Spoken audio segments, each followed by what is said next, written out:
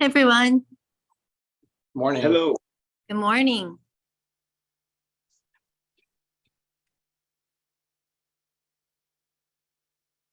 I think we're getting more, let's just wait a couple of minutes. I think a lot of people are signing in.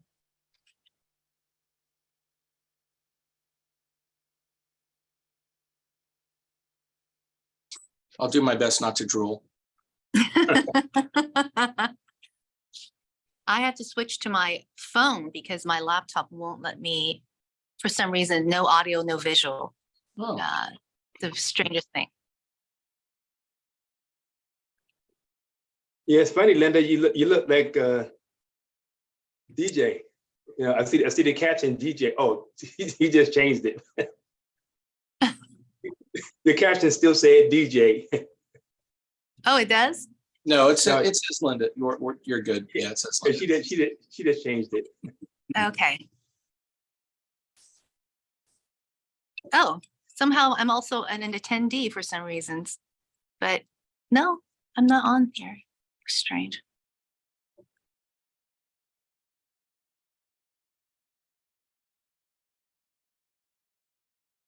Okay. Attendees are pouring in. So there's 1 hour, just confirming, correct? Correct. Okay. I know you have a ton of content that Yeah. exceeds an hour. Yeah, I cut this way down. I mean, I could go on 5 hours, but I customized it a bit and cut it down. So is it, is it like a hard hour where I need to give like 5 minutes at the end for questions, or is it okay if we bleed over just a tiny bit? What are your thoughts? Of course, absolutely. Okay. We can bleed over. Yeah, let's take questions at the end. Okay, and maybe you or somebody can say, okay, we've reached the 11 o'clock hour, and we understand if you have other commitments, feel free to leave. We're beyond the time, and we welcome you to stay and ask questions. But if you do need to leave, we understand. Or just kind of say something like that. Yep. We've got about 22, so 28 now, or no, sorry, 22. So let's just give a couple of more minutes because I know we have a lot registered.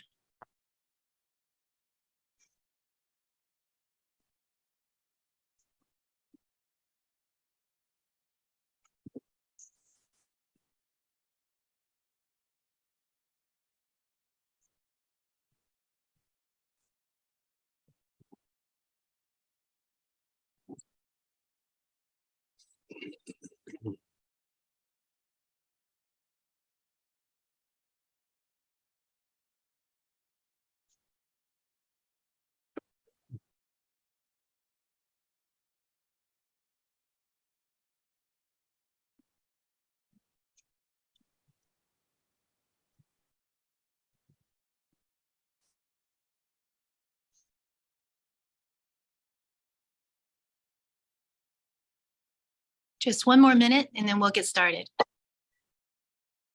Okay.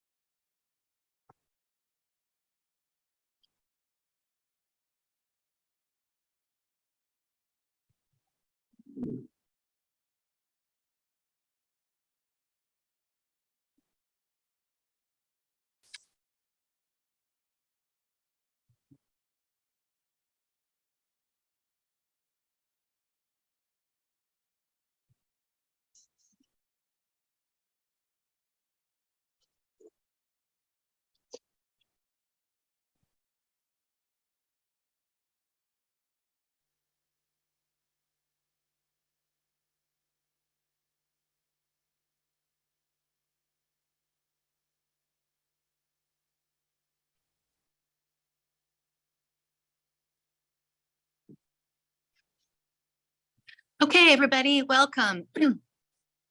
Welcome to CCM Greater Los Angeles chapter. Today's webinar is on receivership. My name is Linda Lee, and I am the current 2023 Greater Los Angeles Chapter President. Along with me here is Glenn Rohr, our incoming president for 2024. And Glenn and I will be hosting and moderating this event. But let me give a special welcome to our guest speaker today. I'm going to just tell you guys a little bit about who he is and why there is no one better, no one more qualified to give this presentation today than our very own Stephen J. Donnell. Let me just tell you a little bit about Stephen. Stephen is the current president of Jalmar Properties, a full-service management firm, and Fed Receiver Inc., a firm providing state and federal court receivership, partition-free referee, and provisional director services. He is a member of the board of directors of the Greater Los Angeles CCM chapter. Steve has been active in various fields of real estate and business operations for a very long time, since 1984. Since that time, Steve has been involved in the acquisition, development, marketing, receivership, and management of millions of square feet of commercial property in excess of 10,000 multifamily units. He has been appointed as federal equity receiver in actions filed with the SEC and FTC. Since 1990, Steve has administered and or been appointed as a receiver, partition referee, provisional director, probate administrator, probate trustee, dissolution manager in more than 800 cases in state and federal court. Steve has decades of experience in receivership matters involving residential and commercial real estate, asset and business operations and liquidations, oil and gas partnerships, post-judgment enforcement actions, hotel, motel, assisted living facilities, single family and condominium construction, completion entitlements, gas stations, C-stores, marital dissolutions, substandard housing, as well as additional types of equity, specialty, receivership appointments. As you can see here, I have to read this because it's just so expensive. He is the past president of the Los Angeles Orange County chapter of the California Receivers Forum, a current member of the statewide board of directors of CRF, and past president of the National Association of Federal Equity Receivers. Steve is current member of the governing council of the Institute of Real Estate Management and is an approved program provider through the CCI Moore Center for Real Estate Studies. Steve is the president of Donnell Expert Services, where he provides nationwide services as a property management standard of care witness in matters related to premises liability and habitability. So let's give a warm welcome to Steve. And Steve, just so you guys know, I'm going to give you guys a little bit. Steve is going to give his presentation on receiverships. You're going to learn everything you need to know within the next hour. We're going to open it up to questions, and this recording will also be available if you cannot stay on. So let's take it away, Steve. Great. Thanks for your introduction, Linda. I'm going to go ahead and start my screen share. Okay, let's see. Did that work? Mm-hmm. Yes, okay, you got it. Great. Okay, well, welcome everybody. We're going to talk a lot about receiverships with a focus on real estate. As Linda mentioned, I have quite a bit of experience as a receiver, as a property manager, as a CCIM. I've handled cases throughout the country in state and federal court. I hire brokers all the time. Although I am a broker, I generally do not sell my receivership properties, and I use brokers throughout the country. So today we're going to go through what could be a 5 or 6 hour presentation in an hour. It's meant to be very high level. It is also not an official representation of the CCIM Institute. It is my own material and my own perspective on this particular topic.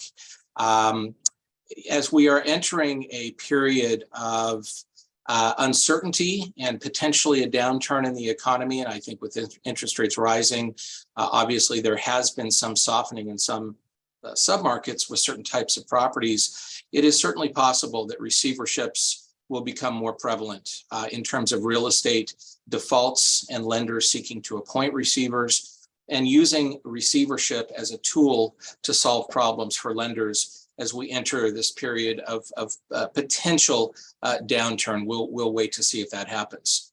So in the next hour, at the end of the course, hopefully all of the participants will have a basic understanding of real estate terminology, a basic core understanding of the difference between bankruptcy, partition, and receivership, understanding what a receiver action is, and a little bit about how a receiver is appointed, understanding the unique aspects of listing agreements with a receiver, and also some unique aspects of purchase and sale agreements, because they are a little bit different.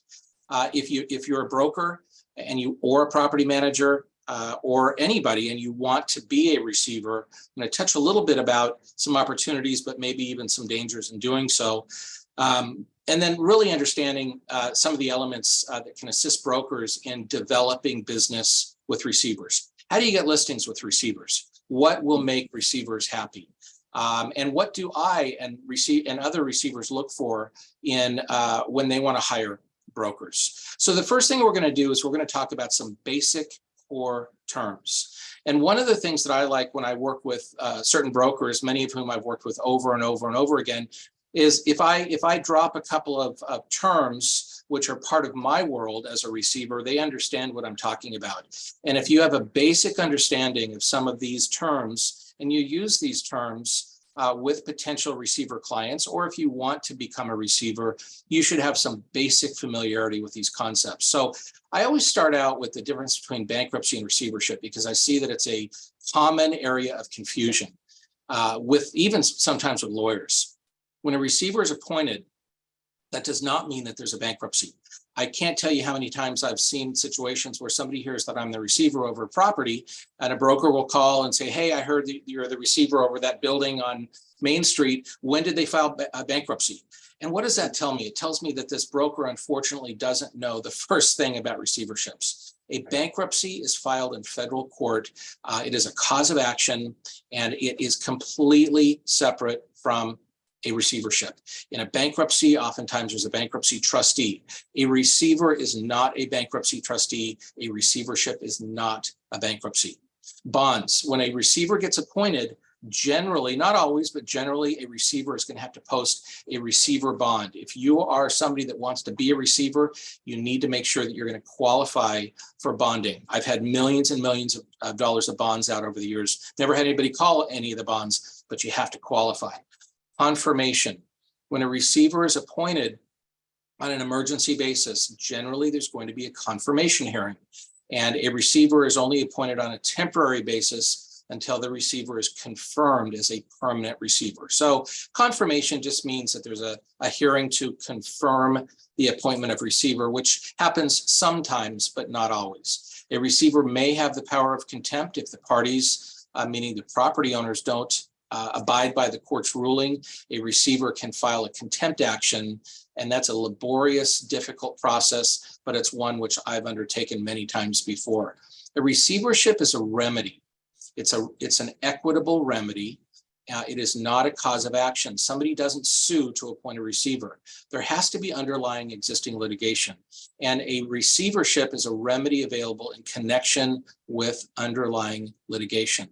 A receivership court is known as a court of equity, meaning that the court can rely on the laws, can rely on contract, but can also make decisions that are equitable, decisions that are fair, including, for example, rejecting a contract in the spirit of equity. Ex parte is a way a receiver can get appointed on an emergency basis. So if you are talking to a receiver, you may want to just throw out there, hey, how were you appointed as a receiver? Did you get appointed through an ex parte confirmation process or an ex parte hearing? And that would impress the receiver that you understand that process. Ex parte is compared and contrasted with a noticed motion, which can oftentimes take months. A receiver is terminated as part of a process to approve a receiver's final account and report. If you want to be a receiver, you need to know how to prepare a receiver's final report and a final account report. I mentioned notice motion, so you have an emergency ex parte, and in that instance, you can get into court in California in 1 day. Compared and contrasted with a noticed motion, which can take months, there's a middle ground, and that would be an action filed where a lawyer seeks to obtain an order shortening time. So that's sort of the middle ground. So emergency and the shortest is ex parte. An order shortening time, which could be 7 to 10 to 12 days roughly, is the middle ground. And then a noticed motion can take months to get into court. If a receiver is appointed, the receiver must file an oath of receiver. That document is filed with the court, and it states that the receiver is neutral. The court order is the Bible of the receivership. Every receiver is appointed pursuant to a court order. The court always appoints the receiver. A party, a lawyer, a litigant never appoints a receiver. It's always done by a judge. We're going to talk about overbid.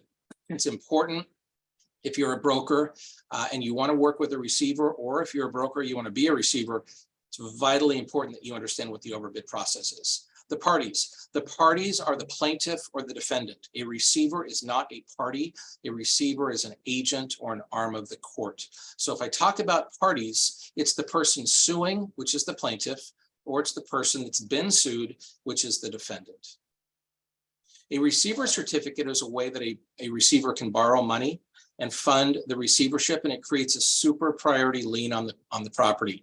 So it will actually subordinate existing deeds of trust. It'll be senior to everything except property taxes. And that's surprising to some people when they find out that a recorded loan on a property, a note secured by a deed of trust, is going to be subordinated by a receiver certificate, and that's issued by a court.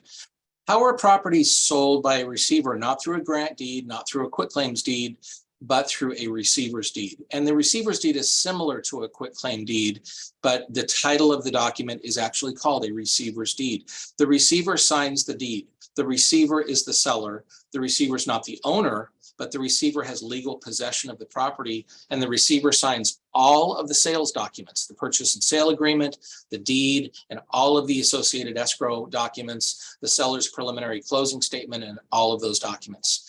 Again, we talked about the fact that a receivership is a remedy in connection with an existing lawsuit. It's not a cause of action.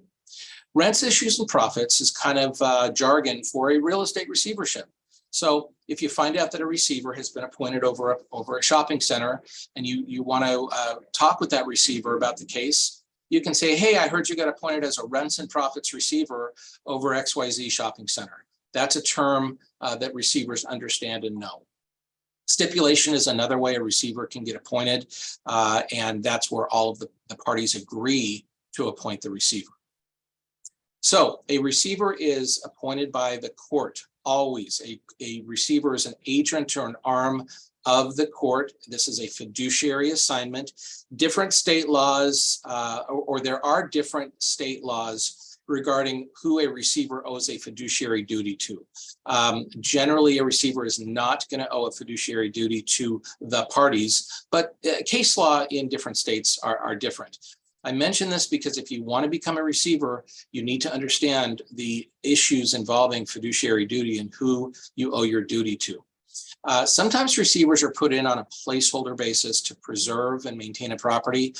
For example, in a real estate case pending foreclosure, and that's all the receiver does. Manages the property until such time as a lender forecloses, and then the lender can foreclose. There'll be a trustee sale, and then the property will become an REO, and the receivership is gone. Or other times, the receiver is appointed specifically to sell the property. I use the term liquidate here, but liquidate has a negative connotation. Liquidate may give the impression that something's being done on a fire sale basis. That's the exact opposite of what a receiver should do.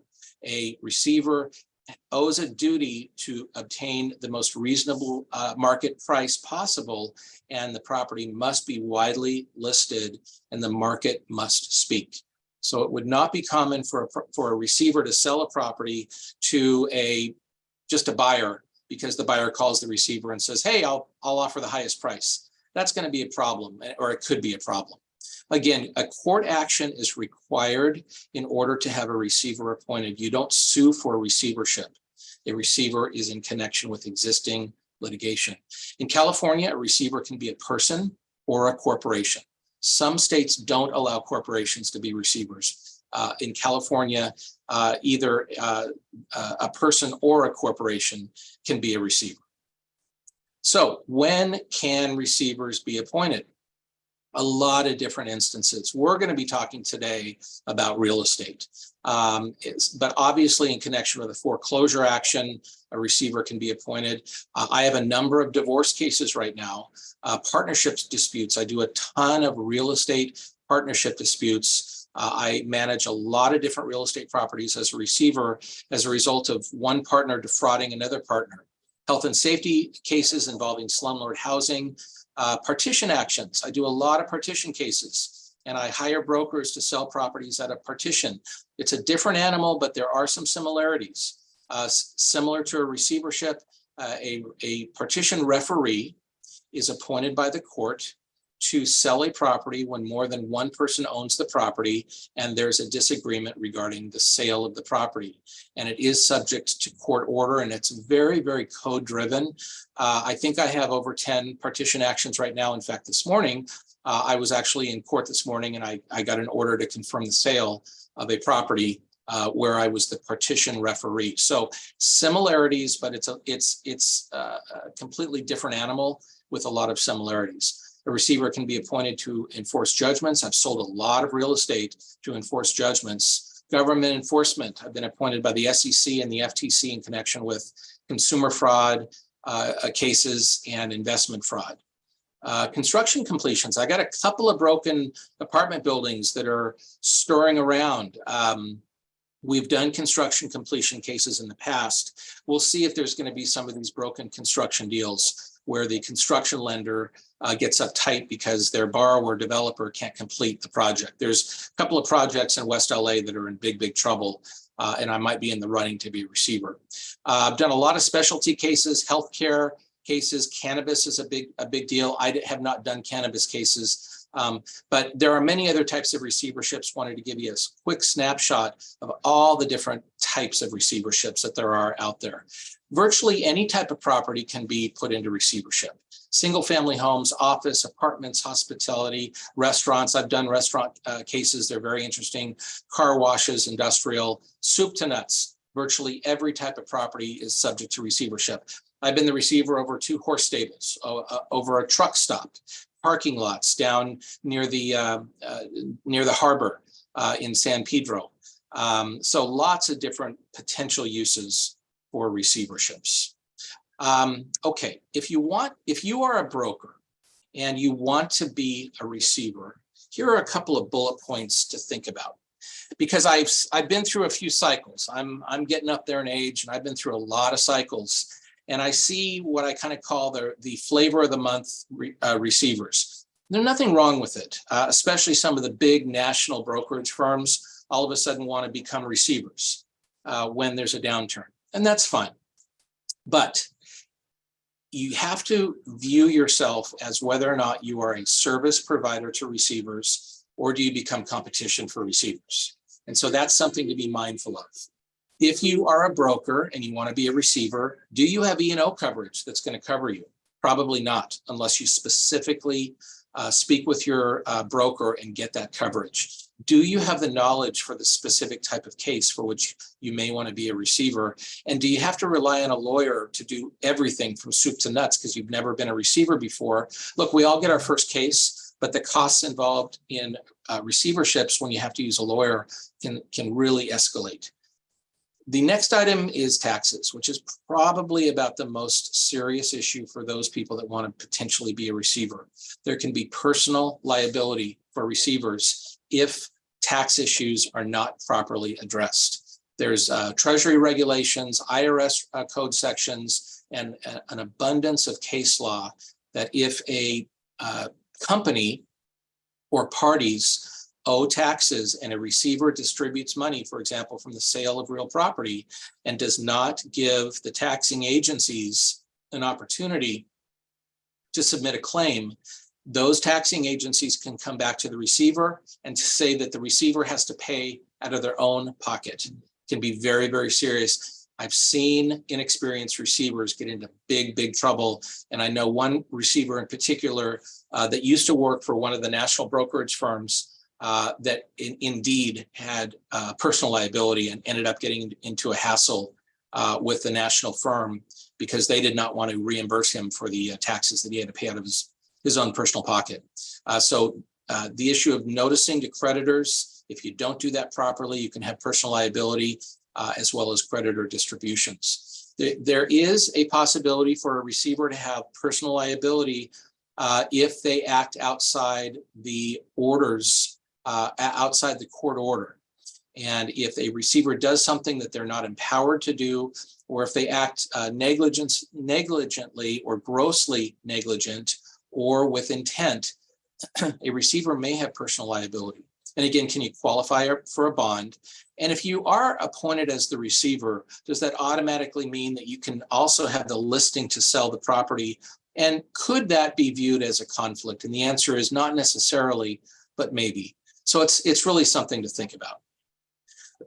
Okay, so you own a property or you have a listing on a property and it just went into receivership. So what's next?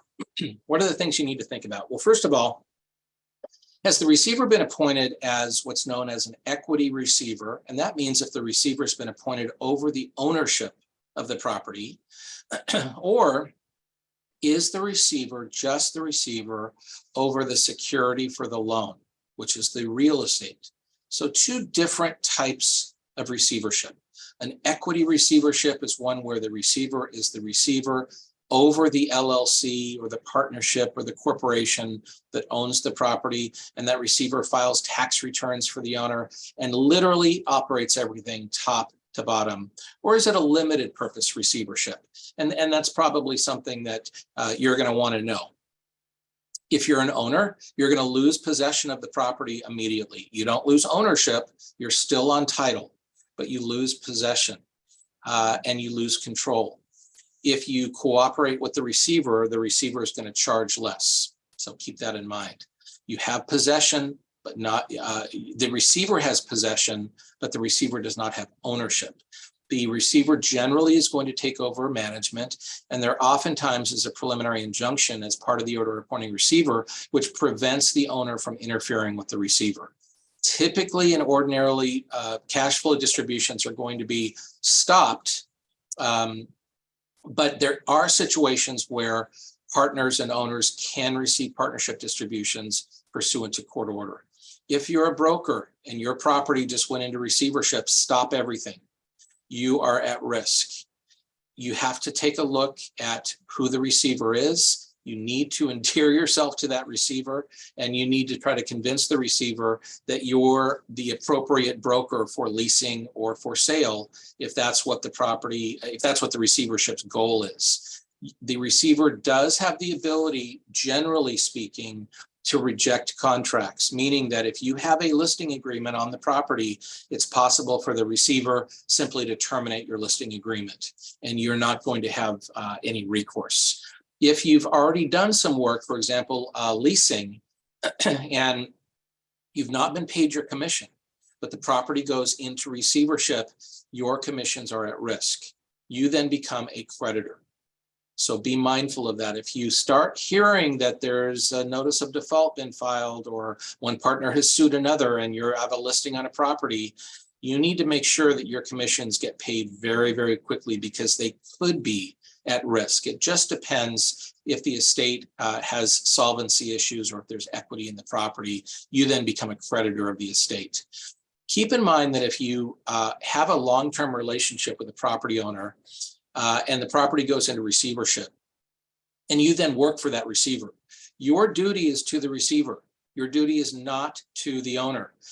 And I'll be honest, I generally switch brokers when I take over a property, because I have found that it's hard for the brokers to shift their allegiance to me as the receiver. It's tough. You may have that relationship for decades. Or if it's a brand new relationship, it might be easier. So it's really case by case. So these are some things to think about if a property goes into receivership. I'm going to talk about this very briefly. There are some different rules between federal court, that's the United States District Court level, versus the state court, Superior Court level. In federal court, if a property is going to be sold, there are issues regarding whether it's a private sale or a public sale. There are publication obligations, and there are notice requirements. If the court approves a private sale, the code says that 3 appraisals have to be obtained and a sales price of not less than 2/3 of the appraised value must be achieved. There's a 10-day publication requirement, and then there's a statutory scheme set up for minimum overbids. We're going to talk about what this concept of overbid means. The court does have the ability to modify some of these requirements. In state court, every state in the country is a little bit different. I've done over 100 sales of property out of receivership. In California, the California Civil Code Procedure Section 568.5 is the civil code section or the law in the state that approves the sale of real estate by receivers. So if you want to learn more about it, you can Google California Code of Civil Procedure Section 568.5, and that'll give you kind of the soup to nuts. So let's kind of get into the weeds and in the trenches. You are a broker and you've been hired by a receiver. What are some of the elements that you're going to be faced with as a broker selling a property, or if you become a receiver? What are the things that you need to know? So first of all, if you're involved in probate or you've done bankruptcy sales, you're familiar with the overbid procedure. Some receivership sales will be subject to overbid. There will be an initial buyer, that's the stalking horse buyer, and then there will be an auction, and overbidders will come in and they have an opportunity to overbid the initial stalking horse buyer. There's a whole process to qualify who the bidders are, and that's known as a qualified bidder. And that's a procedure that will be set up in advance of the sale of the property. If you're a broker and your property is being sold subject to overbid, you need to have an understanding as to how to qualify the bidders. I've seen situations where buyers have threatened to sue brokers because they didn't feel that they were provided with adequate instructions as to how to become a qualified bidder, and they were left out of the opportunity to buy. Very, very important. Understand whether it's a public or a private sale. Title insurance. This is a big issue in receiverships and in partitions, and here's why. Sales of property are subject to a court order, and that order is known as a order confirming sale, or a sale confirmation order. Those orders are subject to appeal. In federal court, the appeal period is 30 days. In state court here in California, all states are different. In California, the appeal period is 60 days. What does this mean? It means that the title insurance company will not issue a title policy until the appeal period has expired. Why is that? Well, imagine that tomorrow I have an order confirming a sale, and tomorrow escrow closes.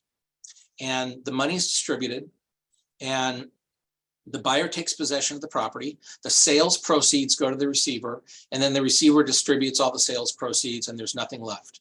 And 45 days later, the owner of the property, who was subject to the receivership, appeals the order confirming the sale, and the appellate court overturns the sale. Well, then what happens? Well, the money's been distributed, the buyer has possession. You have to go back to the buyer and say, sorry, you're booted off the property. And the buyer is then going to sue the title insurance company to make the buyer whole. Well, the title insurance companies are not going to be subject to that situation. They're not going to issue title insurance until the appeal period has been expired. We're going to talk about an outside closing date and what that means. But what this means as a broker is you need to have a keen understanding that even though a receiver obtains an order confirming a sale, that the ability to actually close escrow will not occur in California through state court for at least 60 days after the confirming order has been issued by the court. Now, the parties can waive the appeal period.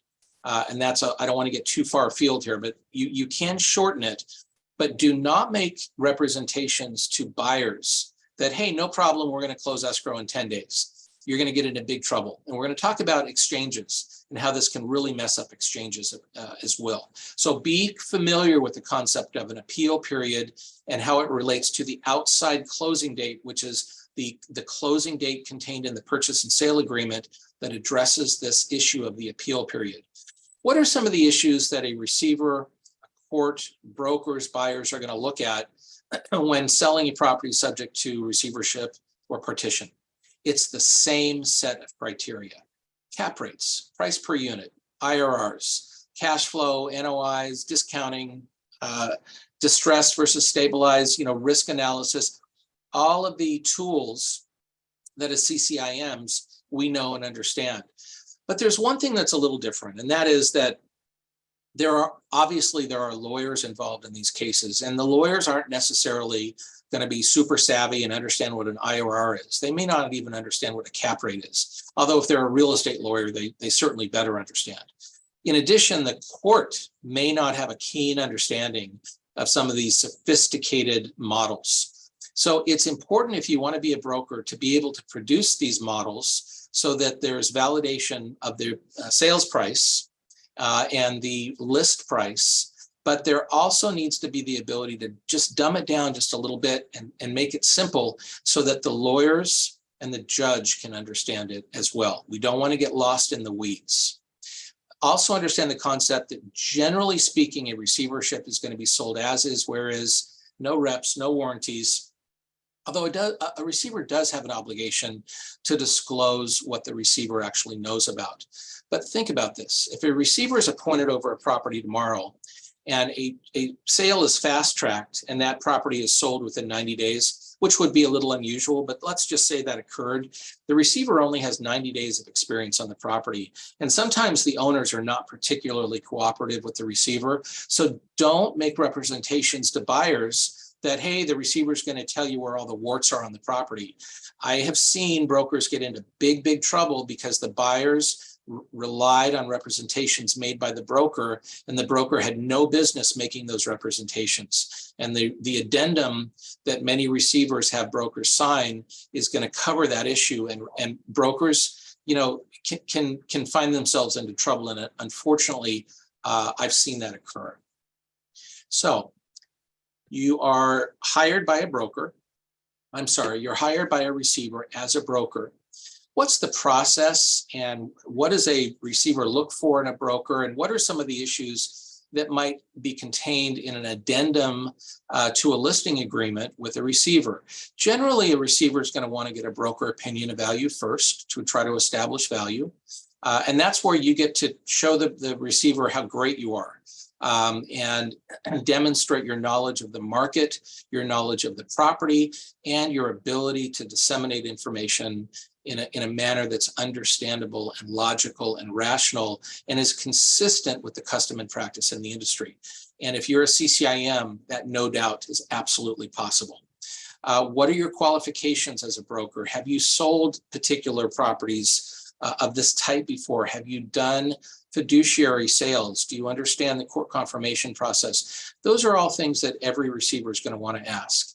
The form of listing agreement, you can use a standard form, that's not a problem, but there's going to be an addendum that's going to contain some unique provisions. And if you work for one of the national firms that may be a little bit less flexible, you need to be prepared for some unusual provisions, such as the termination clause. You may sign a listing for 6 months, but if the receiver is terminated, your listing is going to be terminated.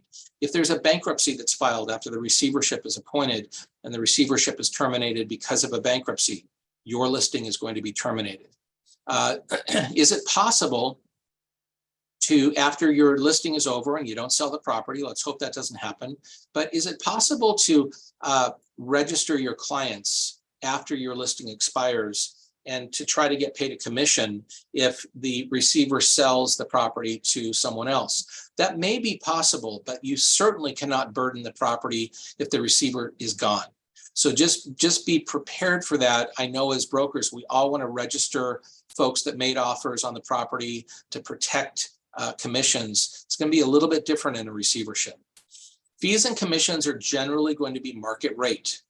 There's no expectation of a discount in a receivership. At least that's the way I approach my cases. I want my brokers to be incentivized. Disputes. Oftentimes, brokerage firms want to have a provision where disputes are handled through arbitration. That is generally going to be stricken. There's already a court. There's already a forum for disputes. That's the receivership court. Be prepared to have an arbitration clause stricken from your listing agreement. Sometimes I will agree to pay upfront marketing fees because it's possible that, look, if we have a minimum price that I have to sell the property for and I can't sell the property, I may agree to sell reimburse a broker for some upfront costs, especially if it's residential and there's staging going on. And that's something that you should discuss with receivers.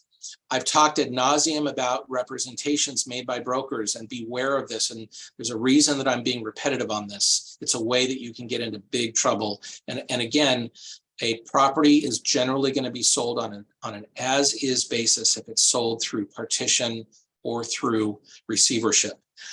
There's a lot of unique aspects to purchase and sale agreements when properties are sold out of receivership or partition. This is a fiduciary sale. This is a sale that's subject to court confirmation. Again, no reps and no warranties except what the receiver actually knows. I have 2 shopping centers that I've been the receiver now for 3.5 years. One of them's in the city of Walnut, the other one's in the city of Fountain Valley. I've just listed both of those properties. I know a lot about them because I've been the receiver for those properties for 3.5 years. I am going to disclose what I know, and I will rep and warrant that the work that I did during that 3-year period is consistent with the contracts. For example, I re-roofed one of the buildings. And so I'm going to say, here's the documents. I'm representing that these are true and accurate.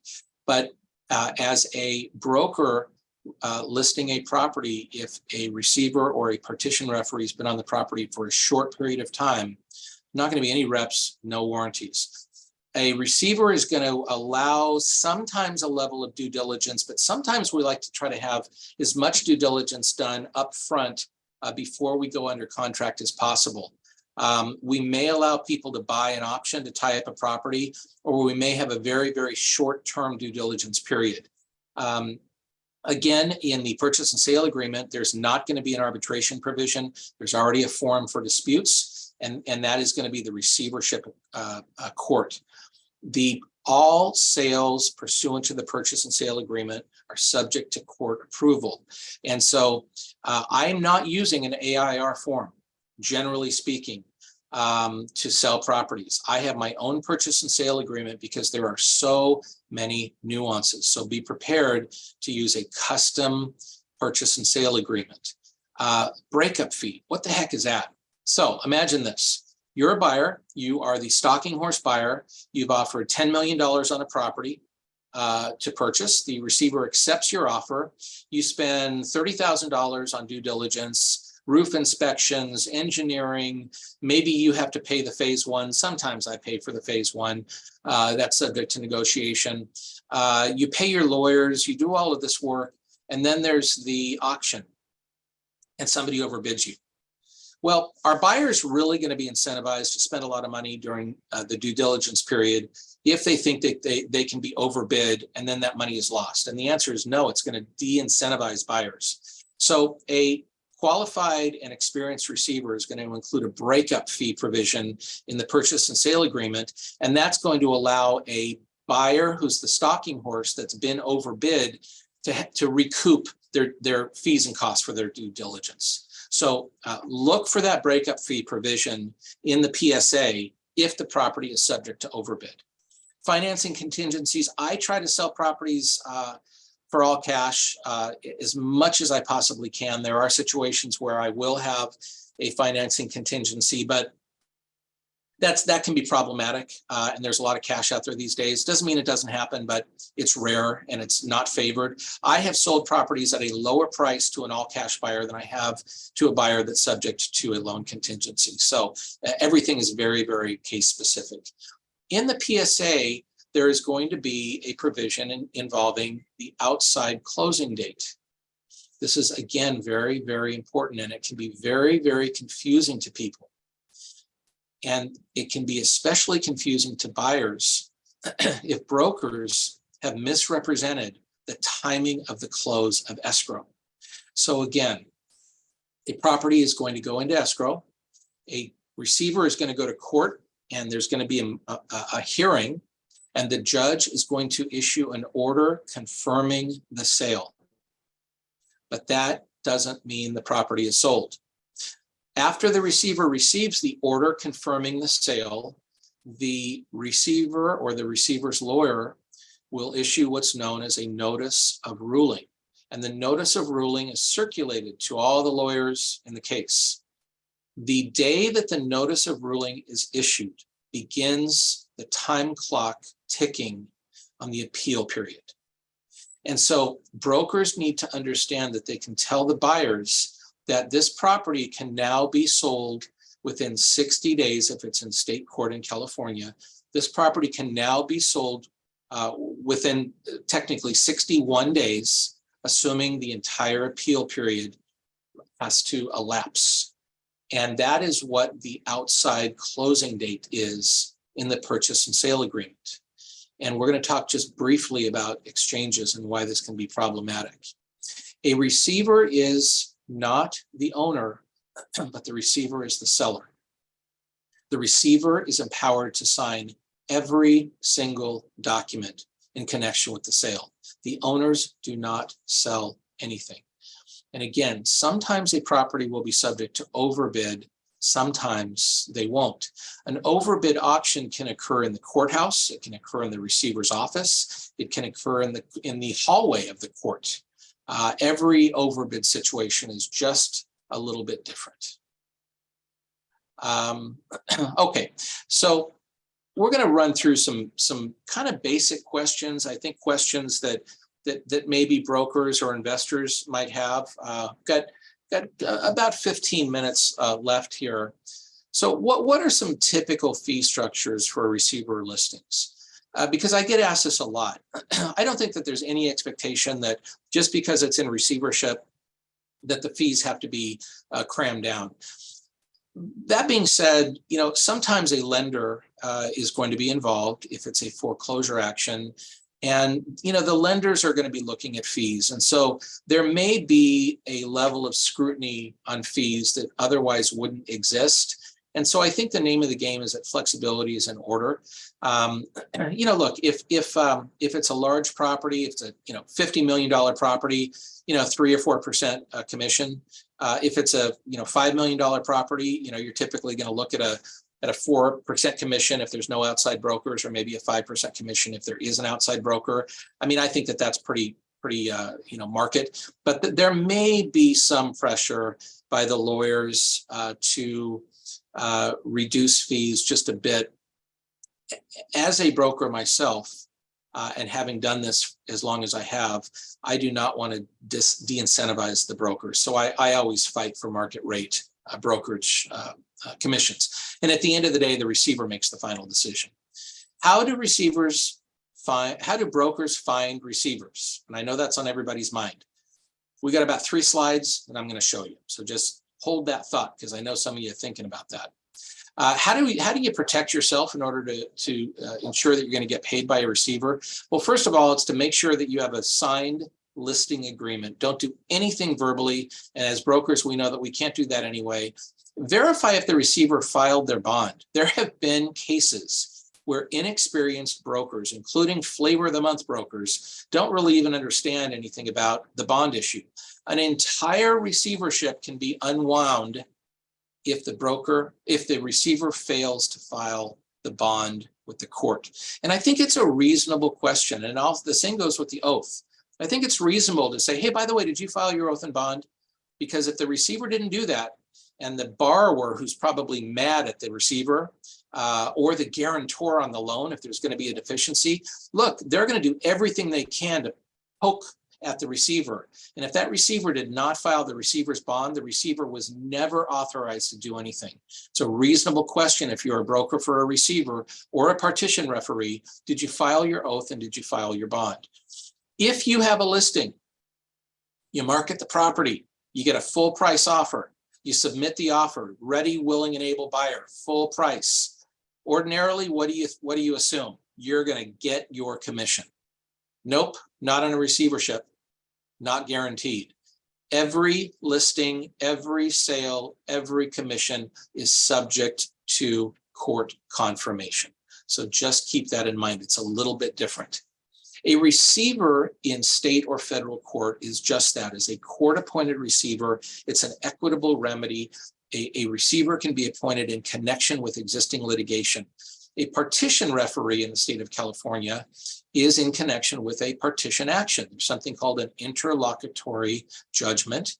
And this occurs when two or more people own real estate. And it's pretty common in situations where, for example, children might inherit mom and dad's house. And there's three brothers or sisters, and they're bickering and fighting, and two of them want to sell and one of them doesn't.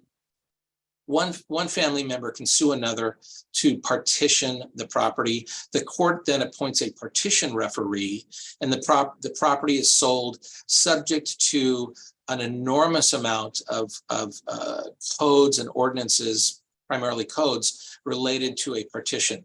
Partition actions are much more code-driven than receiverships are. Receiverships have a little bit more flexibility.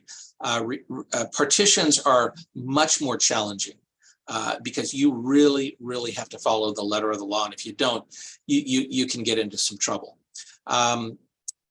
Bankruptcies, again, a receivership and a partition are not bankruptcies. In a bankruptcy, you're oftentimes going to have a trustee. You could have a debtor in possession, but you're going to have a trustee. Completely separate animals. What is the typical receivership sale structure? Well, you know, there really isn't anything that is typical. Every case is very different. The property that I sold this morning, well, I got my order confirming sale this morning. Actually, that was a home that I sold in San Gabriel, and it was a lower end home. I listed it for $699. It ultimately sold for $892.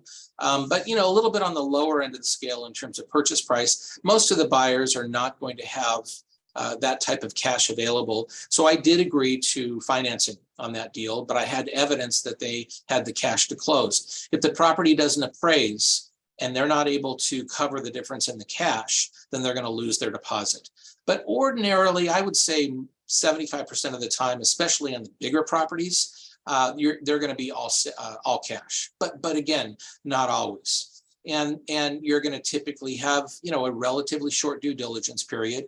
I typically on a commercial property will go ahead and get a phase one upfront so that I can disclose that to buyers. And you know, everything is going to be subject to negotiation.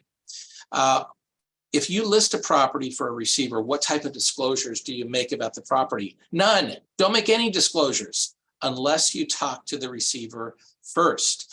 Can you guarantee when the property is going to close and what the timing will be? No, you can't. And I know that I'm being repetitive on some of these issues, and it's because I cringe at knowing about some brokers that have been sued and got into big trouble because they did tell buyers what they thought the buyers wanted to hear and didn't share that information with the receiver. You don't know when the property is going to close. The receiver doesn't know when the property is going to close. It's up to the court. So there's a rough timeline. Be familiar with it, but understand that concept of the order confirming sale, the order that goes to all of the parties, disclosing the order confirming sale, which will start the time ticking on the appeal period. And then everything has to be buttoned up in escrow. One of the surprises that hit us as receivers, sometimes escrow agents require a certified copy of the order confirming sale, a certified copy. That can take a long time to get. It was much longer during COVID because the courts were not open in some cases, and it really messed things up. So that's one of those things that you can't predict. If the escrow is going to require a certified copy, got to get a runner to go to the court. They stamp the back of the document, and escrow needs the original document. That's one example of why none of us knows exactly when a property will close. If you're a buyer and you're buying from a receiver, how is it different? Well, you're going to have a unique purchase and sale agreement.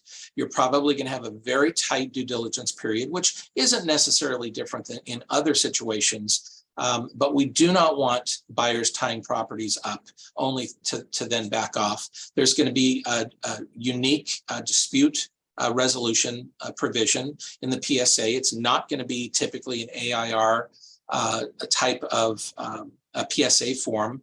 It's going to be subject to court approval. There will generally be no reps and warranties regarding the condition of the property post-closing. I think that all of you would agree that it's pretty common, for example, a 200,000 square foot industrial building, that there may be sometimes a rep and warranty that for 6 months post-closing, the HVAC and the roof are going to be in good condition. That may be a pretty common provision, not in a receivership. When the receiver is terminated, the seller disappears. There's nobody to go back to. So that is something that a buyer of real estate from a partition referee or receiver needs to be prepared for. And a broker needs to make sure that they don't make those types of representations either.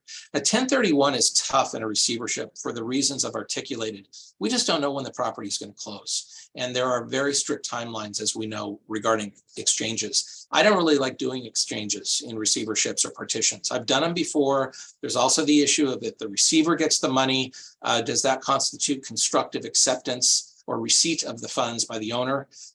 So you want to avoid that, and you're going to send the money to an accommodator, but it gets messy. So exchanges can be tricky with receiverships.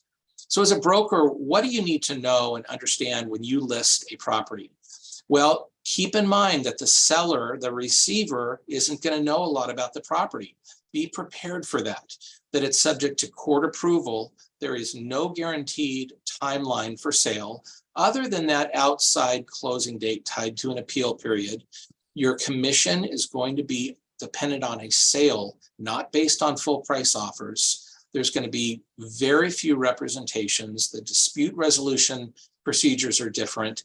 You may be asked to sign a declaration in support of a sale motion. This morning, my broker actually attended court, and it was by Zoom, but my broker actually spoke to the judge. And you need to be prepared for that possibility. You need to be comfortable speaking to lawyers, and you need to be prepared to execute a declaration under penalty of perjury about the things that you did to market the property, including maybe even going to court. And if you are not comfortable with that process, you probably don't want to work with a receiver. Again, the confirmation of the sale and how it relates to the appeal period and the closing, that again, we've talked about a lot and can be tricky. So what do I like in a broker? First of all, I try to hire CCIMs whenever I can. It's not always possible. I want my brokers to have a basic understanding of preliminary title reports. An order appointing receiver is going to be recorded on the property, and that's going to be of record. I remember one time a couple of years ago, I hired a broker, I shared the preliminary title report, and a copy of the order appointing receivership was on the title report, and the broker freaked out. And oh my God, this is terrible. The buyer's never going to be able to get financing. There's litigation on the property. We got to get rid of this. And I said, well, of course there's litigation on the property. That's why I'm here. And we record the order so that the seller can't secretly sell the property without the knowledge of the receiver. And that broker became so upset and agitated, and I never worked with that broker again. But just have a basic understanding of title exceptions. Understand that the order appointing receiver will be recorded and it will be there. And as long as the receiver works with qualified and experienced title and escrow, it won't be an issue. I like brokers that are really organized. And this sale that we just sold this morning, I had 67 offers. This broker that I used sent me beautiful emails where the subject line was labeled offer number 1, put the property address, put the case caption, super organized, gave me an Excel spreadsheet summarizing all the offers with the escrow period, all cash, subject to financing, contingencies, etc. This guy makes my life so much easier, and he's going to continue to get a lot of work from me because he is organized and he makes my life much, much easier. Disclosures on offering memorandums or lack thereof. Be stating in the offering memorandum that this property is subject to sale pursuant to court confirmation. It's a receiver sale, a partition sale, and I'll work with the brokers to craft that language. I like to work with brokers that speak my language, that understand what an ex parte is, that understand what an appeal period is, that also understand what the outside closing date is. And that have the flexibility, that their company has the flexibility to modify their listing agreements and to sign the addendums that contain some of the unique aspects that are present in a receiver sale, and that they have the patience to wait for unexpected occurrences. I can't necessarily know when I'm going to be able to get into court. If I do it on an ex parte basis, I can get in within 1 day, but the judges are not obligated to hear my requests after a 1-day emergency hearing. So be patient, understand that I don't control the courts.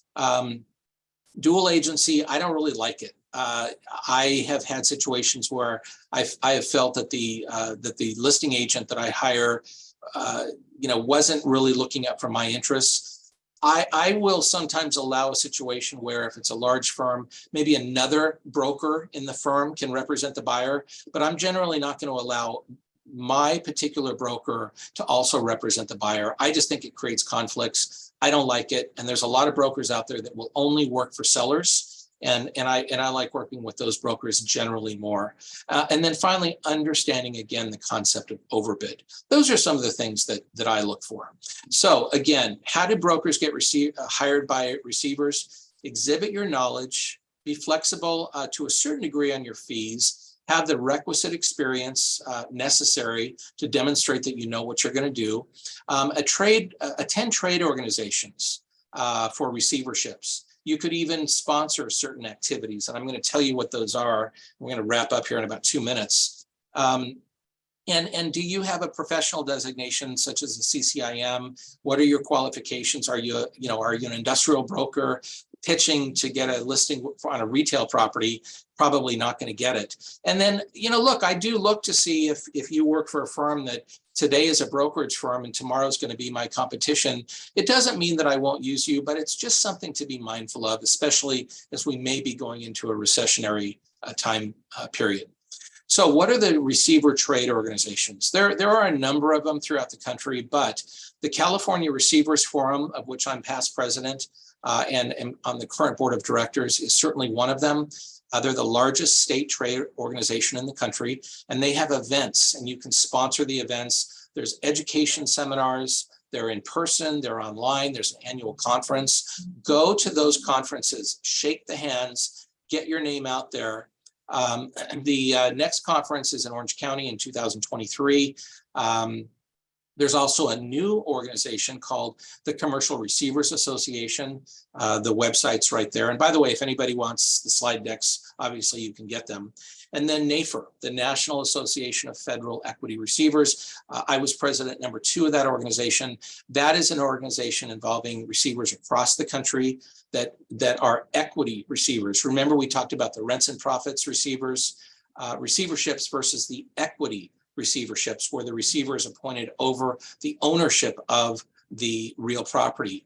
These are all equity receivers, but they're also going to do state court receiverships. And the next national conference for NAFR is in Nashville, and it's in September. And there are some receivers that there are some brokers that specialize in receivership listings. There's one particular broker here in LA. He does 100% of his business with receivers, partition referees, and bankruptcy trustees. And he is making 7 figures a year in commissions. And he goes to every single one of these conferences. So we're just a little bit over time, but that is a whirlwind summary, soup to nuts, of receivership basics and real estate receiverships. And I'm hopeful that was helpful to you.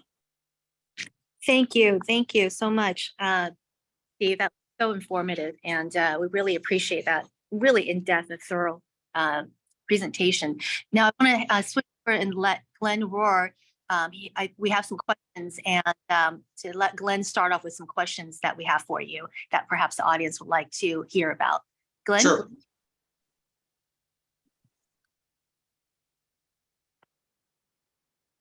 Glenn, are you there?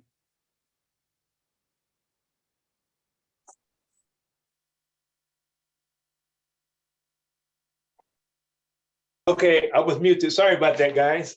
First of all, I know that some of you may have other commitments. So at this time, please feel free to go ahead and leave. First of all, Steve, I enjoyed your presentation. It was very educational. And I have a question for you. If you are required to conduct an overbid hearing, how and when does that occur, and how are buyers approved as qualified bidders? Well, that's a great question. So if a property is subject to overbid, first of all, a buyer needs to go from an offerer to a qualified bidder.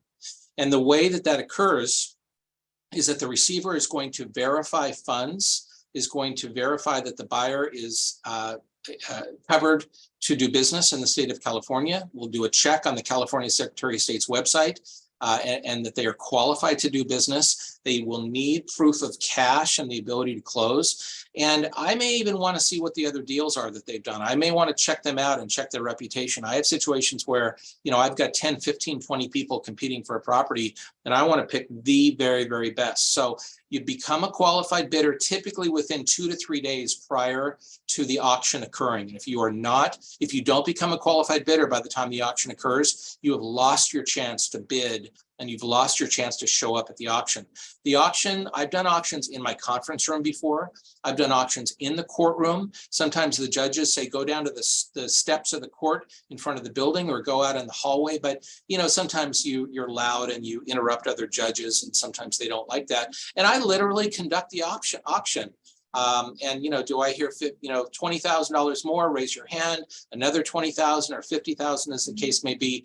And then we go back into court and report, okay, Your Honor, we have an overbidder and the price just increased by 250,000. So every case is a little different, and it's up to the judge to decide. But remember, you must be a qualified bidder to bid at an auction. Okay, great. And another question, what is the biggest challenge that you face when working with a broker that has never sold a receivership property? Well, I'd say one of the biggest challenges is that they don't understand some of the basic language that I've talked about. They make misrepresentations to buyers, and they also don't put the proper type of disclosures in their marketing materials. And they have a false sense of security that because they have the listing that they're automatically going to get paid a commission, because there are situations where we can't close a deal, or maybe there's a new lawsuit that's filed that really prevents me from selling. So the biggest challenge is working with brokers that don't know the basics of the timing of closing, understanding the overbid process, being cognizant and aware of the lack of reps and warranties that a receiver can offer, and inadvertently making representations that never should be made. Those are big challenges for a receiver or a partition referee. Okay. Now, what are the major factors that you consider when looking to hire a broker to sell property out of receivership or partition? Well, one of the first questions I'm going to ask is, have you ever worked to do any type of sale in the court context before? Probate, bankruptcy, partition, receiver, or any other type of sale. But if they haven't, that's okay. Everybody has to get their first deal. I got my first receivership a long time ago.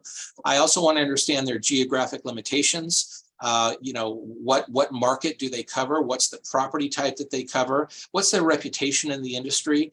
What type of professional designations do they have? Again, I try to work with CCIMs when I can. Do they have the bandwidth to cover the assignment? Do they have a good network of professionals they work with? Can they get the drone footage done?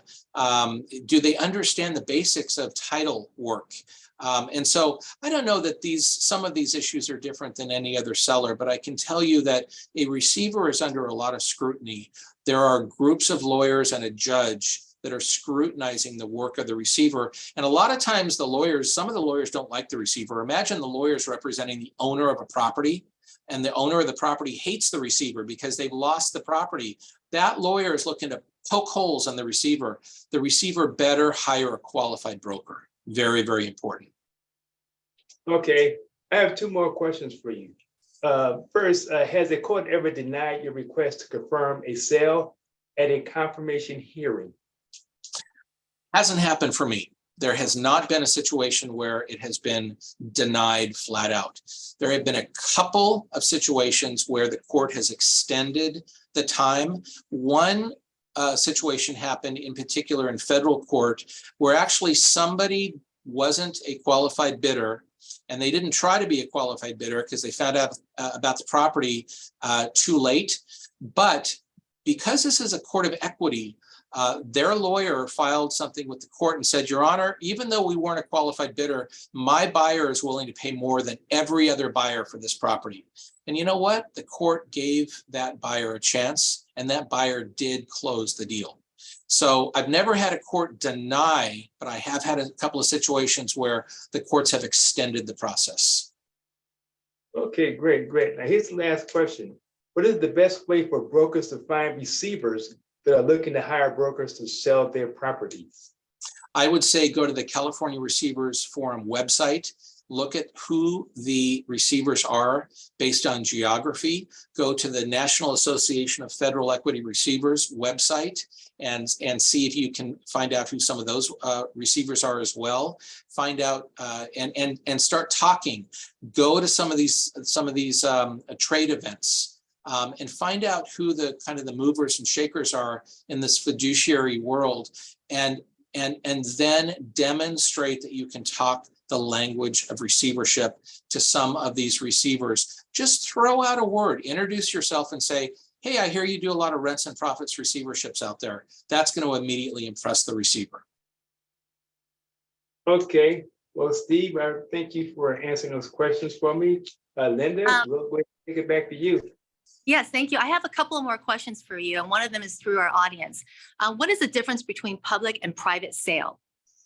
So a public versus private sale, some of it's very, very statutory driven in the federal context, but there can be a requirement in a public sale to actually publish a notice in a newspaper. And you then have to wait a minimum period of time before the property can be sold. That's probably the chief difference. In federal court, if you seek to sell a property through a private sale procedure, there is a mandate to get appraisals. And the reason for that is the court's reasoning is if you don't put an ad in the newspaper that notices the world about this sale, it may not be as widely distributed. Therefore, you're going to have to take an extra step to get appraisals. Look, in reality, some of these rules were generated before the internet. And now, as we know, you can post things on websites, social media, and you can disseminate notices to tens of thousands of people. So I don't know how valid that is, but one of the chief differences is the publication requirements. Thank you. I have one last question for you, which is, we have some more questions coming in. Since you don't use AIR forms for commercial properties, do you use or not use CAR forms for residential properties? Good question. I generally don't use CAR forms. I have in the past. I have to do such a heavy amount of modifications through an addendum that I generally just use my own form. Look, I'm a little different than a lot of receivers because I've done well over 100 sales over the years. There are some receivers that don't have maybe that level of experience. And so, it's possible to use an AIR or CAR form, but you really, really have to do a heavy amount of modification. So I've just found it's easier to just use my own. I have a standard form residential and I have a standard form commercial. But I've done it before. I've just found it's easier without using those standard forms because of the requirement for addendums. Okay, I don't think we have any more questions from the audience, but my last question for you is, are you seeing more properties going to receiverships this year? I have seen an uptick, but I will tell you I've not seen a wave. But what I have seen is this. In discussions with a lot of lawyers, they are using the word special assets department. I haven't heard that phrase in a decade. Lenders are beginning to reconstitute their special assets departments. I also spoke to a lender at a major regional bank about 60 days ago who shared with me the inspections that the Fed did with their bank at year end. And she said it was an inspection like she had not seen in years. And she thought that that was indicative of the fact that the bank regulators are concerned about the health of banks. And then, of course, we know what's happened in the last week, which tells me that the banks may be under more scrutiny, which further tells me that the banks may be less able to extend loans or offer risky loans, which tells me that the borrowers that are in trouble may not be able to get that financing that they once were, which finally tells me we may be in a period where we're going to see an uptick in real estate receiverships. Yes, yes, and that's why this is so timely for you to come on today to talk to all of us about receiverships, and we really appreciate your time. I think that's pretty much it for today, everybody. Thank you so much, Steve, because that was very, very informative. Everybody, you have Steve's contact information. If you have any questions regarding his presentation or just about receiverships, I think you have a way to reach him. This recording should be available to everybody afterwards, so please reach out to us if you would like to get a copy.